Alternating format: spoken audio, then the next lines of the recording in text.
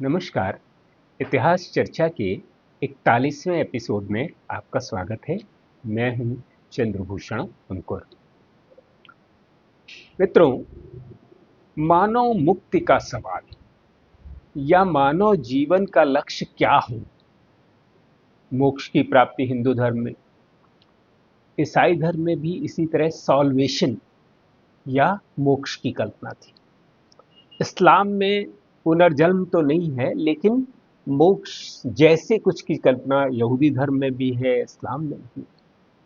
तो मानव जीवन का लक्ष्य प्रायः मध्यकालीन जमाने में यह बताया जाता था कि मानव जीवन का लक्ष्य है आप कैसे इस जीवन को इस तरह से जिएं कि इस जीवन के बाद आपको मुक्ति मिले, स्वर्ग मिले, हेवन मिले या जन्नत मिले। आश्चर्यजनक रूप से अलग अलग शताब्दियों में धर्म पैदा हुए, लेकिन सब में स्वर्ग नरक, जन्नत दोजख या जन्नत जहन्नम, हेवन हेल की कल्पना समान रूप से मिलती है। तो मुक्ति का ये कि मुक्ति कैसे मिलेगी, इसको लेके अलग अलग धर्मों में अलग अलग रास्ते बताए गए। हम धर्म सुधार पे बात कर रहे थे और आज हम इस एपिसोड में विभिन्न धर्म सुधारक जो यूरोप के हैं उनकी धर्म सुधार के बारे में, मोक्ष के बारे में या मानव मुक्ति के बारे में क्या धारणा रही। और खास तौर पे इसमें जिस बात के लिए मुझे अलग से एपिसोड, मैं कॉल्वे की चर्चा पिछले एपिसोड में 40वें में कर चुका था, लेकिन इस एपिसोड में खास तौर पे जिस बात के लिए मुझे एक अलग से एपिसोड बनाना पड़ा वो यही है कि कॉल्वे का एक बहुत ही कहने की चर्चित सिद्धांत है जिसको कहते हैं पूर्व नियति का सिद्धांत, डॉक्ट्रिन ऑफ प्रीडेस्टिनेशन। अब आप सोचिए तो इसमें क्या हुआ, डॉक्ट्रिन ऑफ प्रीडेस्टिनेशन या पूर्व नियति का सिद्धांत क्या हो सकता है। ये कि आपकी नियति पहले से तय है। तो अगर आपकी नियति पहले से तय है तो फिर आपको कुछ करने की क्या जरूरत है। हिंदुस्तान में भी लगभग इस तरह का एक दार्शनिक कई मिल जाएंगे, अजगर करे न चाकरी, पंछी करे न काम, दास मनु का कह गए सबके दाता राम। यानी आपको कुछ करने की जरूरत नहीं है। तो एक नियतिवाद का सिद्धांत कर्म करने को निरुत्साहित करेगा। लेकिन आश्चर्यजनक बात यह है कि कैसे कोई सिद्धांत की व्याख्या करता है उससे तय होता है कि वो सिद्धांत का क्या। लूथर कहता था कि आस्था से मुक्ति संभव है और इसके लिए किसी भी बिचवा की जरूरत नहीं है। जिंगले भी यही कहता है कि आस्था और बाइबल में बताई गई चीजों से मुक्ति संभव है। वो भी चर्च की मीडिएटेड कहते हैं माध्यम को नहीं मानता। कॉल्वे इन दोनों से इस अर्थ में अलग है कि कॉल्वे कहता है न तो आस्था से, न धार्मिक आचरण से, न कर्म से मुक्ति। ये तो पहले से तय है कि किसकी मुक्ति होगी, किसकी मुक्ति नहीं होगी। ईश्वर ने पहले से ही तय कर रखा है। इसलिए मनुष्य चाहे धार्मिक जीवन जिए, बहुत अच्छे कर्म करे, बहुत आस्था का जीवन जिए, इससे कोई फर्क नहीं पड़ता। उसे मुक्ति मिलनी है या नहीं मिलनी है ये पहले से तय है। तो जाहिर तौर पे यह जो कॉल्वे की यह धारणा है, इससे समाज में कर्म के प्रति निराशा फैलनी चाहिए। लेकिन उसने किस तरह से इस बात को, अपने सिद्धांत का प्रचार किया कि उसके नेतृत्व में जिनेवा एक आदर्श राज्य बन गया, धर्म राज्य बन गया। और इतना सख्ती थी उसके, जो जिनेवा में उसने धर्म का राज्य कायम किया, उसमें इतनी सख्ती थी, इतनी शुचिता पर बल था जीवन में कि मनोरंजन तक के लिए कोई स्थान इस पूरे उसके तंत्र में नहीं था। अब जरा मैं उसकी व्याख्या आपके लिए साधारण शब्दों में करने की कोशिश करता हूं। जैसे किसी आदमी को सफाई का काम दिया गया है, नाली की सफाई करनी है, सड़क की सफाई करनी है, वो सफाई करनी है। अब जाहिर तौर पे ये डर्टी जॉब्स में ये काम आता है, लेकिन वो कहता क्या है कि तुम सफाई का काम इसलिए कर रहे हो क्योंकि ईश्वर ने इस काम को तुम्हारे लिए तय किया है। तो अगर तुम इस काम को अच्छी तरीके से नहीं करते तो इसका मतलब तुम ईश्वर की इच्छा के विरुद्ध जा रहे थे। और ऐसे में ईश्वर के प्रतिनिधि के कारण या ईश्वर में मेरे आस्था रखने वाले राज्य के कारण हमें तुम्हें दंडित करना पड़ेगा, और इसके लिए वो सख्त सजा देता था। परिणाम क्या हुआ कि उसके राज्य में जिसको जो काम दिया जाता था या जिसको जेनेवा में जिस काम के लिए नियुक्त किया गया है, वह आदमी उस काम को करता रहता है और पूरी निष्ठा से करता है। क्यों? क्योंकि उसको पता है कि वो भी ये विश्वास करता है कि उसको यह काम ईश्वर ने सौंपा है, उसकी नियति थी कि उसको ये काम करना है, और अगर इस काम में वो कोताही करेगा तो ईश्वर नाराज होगा और ईश्वर के प्रतिनिधि के तौर पर कॉलवे को इस बात के लिए उसे सख्त रूप से दंडित करेगा। और इसलिए जेनेवा का पूरा जो तंत्र है, प्रशासन है, वो एक आदर्श प्रशासन के तौर पर, अगर आप ऐसे भी हम लोग कहते हैं कि हर आदमी अगर अपना काम अच्छे से करे तो समाज अच्छा बन जाएगा।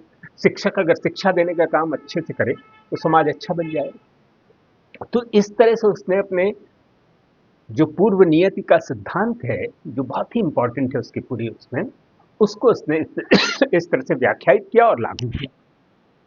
परिणाम ये हुआ कि दूर दूर से लोग जिनेवा विश्वविद्यालय में प्रोटेस्टेंट धर्म के बारे में पढ़ाई करने, उसके राज्य के तंत्र को समझने और वैसा ही राज्य तंत्र स्थापित करने के लिए कोशिश करने। जो भी उस जमाने में विश्वविद्यालय में पढ़ने आ रहा है वो कोई सामान्य आदमी तो होगा नहीं। ज़्यादातौर पर हमारे यहाँ भी अभी भी जो बड़े बड़े विश्वविद्यालय हैं, वहाँ अब डेमोक्रेसी के बाद हम लोग के यहाँ भी सामान्य लोग पहुँचने लगे, वरना पहले विश्वविद्यालय हमेशा ही से अभिजात्य वर्ग के लोगों के लिए या अतिशय प्रतिभाशाली लोगों के लिए जो स्कॉलरशिप से बूते जाते थे। तो करता क्या था कि वो जानता था कि ये जो सभी लोग यूरोप के अलग अलग जगहों से आए हैं, ये अपने अपने देशों में जाकर किसी न किसी प्रमुख पद को सुशोभित करेंगे।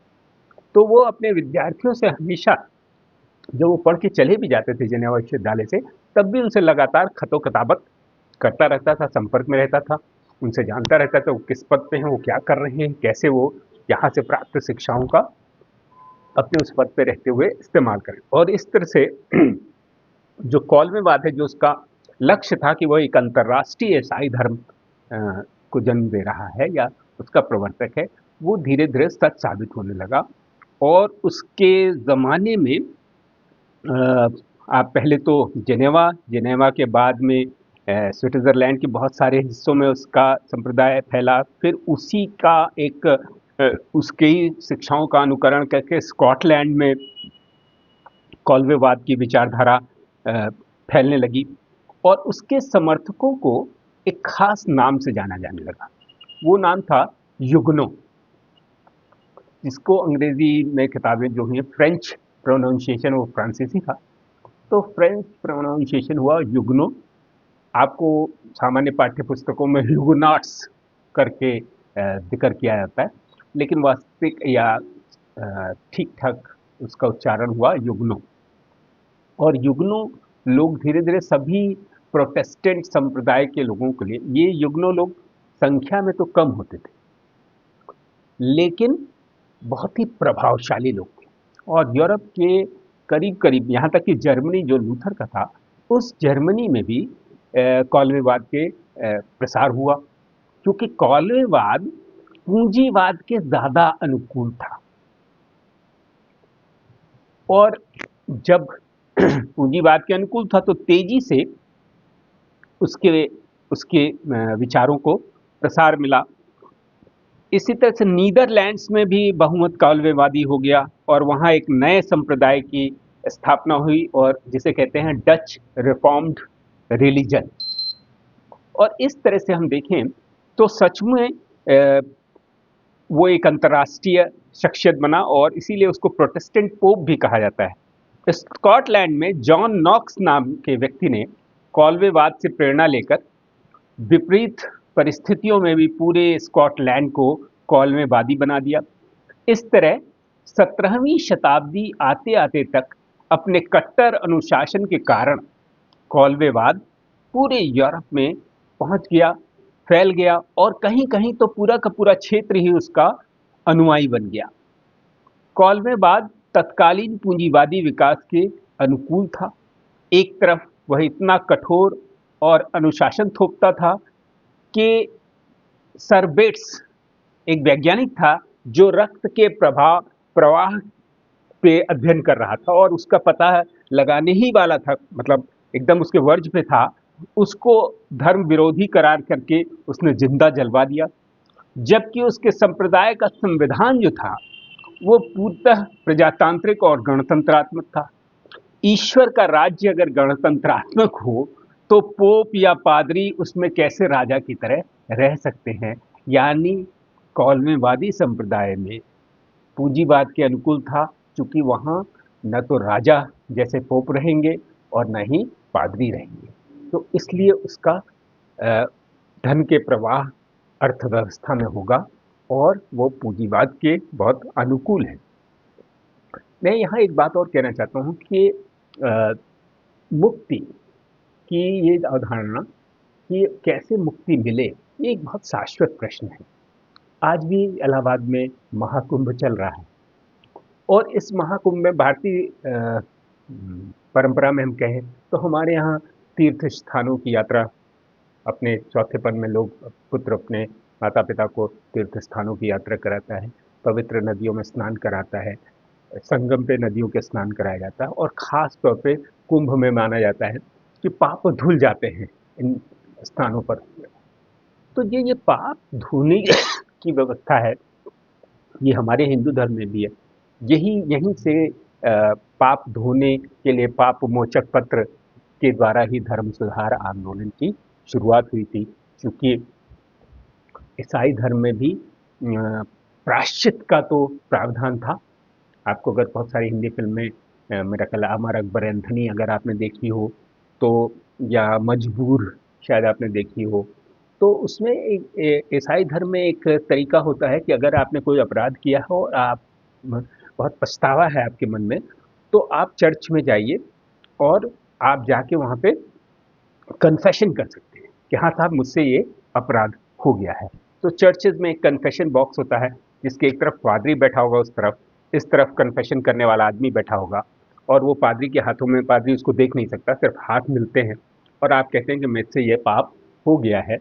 दूसरी तरफ से उस पाप का वर्णन करते हैं, दूसरी तरफ से पादरी कहता है कि अगर तुमने सच्चे मन से अपने पाप को स्वीकार कर लिया है और भविष्य में ऐसा करने न करने का वचन देते हो, तो मैं ईश्वर से प्रार्थना करूंगा कि वह तुम्हें तुम्हारे पापों से मुक्त कर दे। ये प्रायश्चित की प्रक्रिया उसमें थी। लेकिन इसी को और आगे बढ़ाते हुए पोप ने जब पाप मोचक पत्र जारी कर दिए कि पैसा देके आप खरीदिए पोप के वो पाप मोचक पत्र, इंडल्जेंसेस, तो उसी के विरोध में धर्म सुधार आंदोलन की शुरुआत हुई। ये हम लोग पहले ही जान चुके हैं।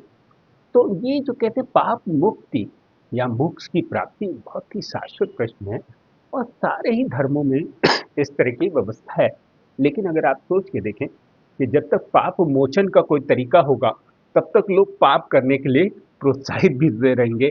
इस तरह की कोई हमने पाप किया, हमने उसका प्रायश्चित कर लिया या उसको धुल दिया नहान के नदी में, तो फिर हम पवित्र हो गए और आगे पाप करने के लिए सुरक्षित हो गए, तो जब पाप कर सकते हैं। ये भी एक दृष्टिकोण है। अगर वीडियो आपको पसंद आया हो तो चैनल को सब्सक्राइब करें, अपने मित्रों से वीडियो को शेयर करें और ज़्यादा से ज़्यादा विद्यार्थियों तक इसको पहुंचाने में हमारी मदद करें। धन्यवाद।